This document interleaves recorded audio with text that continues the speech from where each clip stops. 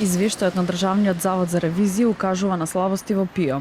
Слабости во работењето на фондот, недостиг на кадар, проблеми со евиденција на имот, пописни неправилности и слабости во јавните набавки. Ревизорите утврдиле дека оствареното зголемување на приходите во 2024 година не е доволно за покривање на расходите за пензија кои секоја година бележат раст и во 2024 изнесуваат околу 1500 евра. Од ДЗР посочуваат дека состојбата возможува пензионерите да користат здравствени услуги без навремено уплатени придонеси, што негативно влијае врз фондот.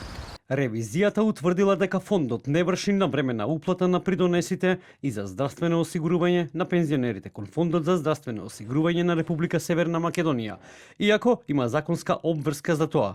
Во 2024 година и 2025 година исплатите се вршени со задоцнување од неколку месеци, при што до 28.2.2026 година придонесите се исплатуваат со доцнење од 8 месеци. Вкупната неисплатена обврска за периодот од јуни 2025 година до јануари 2026 година изнесува 136.400.000 евра.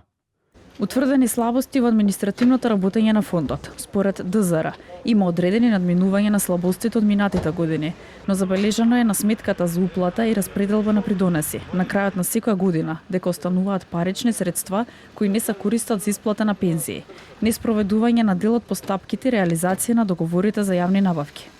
Не е извршено евидентирање на движниот и недвижен имот во деловните книги на постојните средства добиени по основ на стечајни постапки за кои фондот има собственост или пренесено право на користење. Пописот на земјиштето е нецелосно спроведен и не е воспоставена целосна сметководствена евиденција на истото.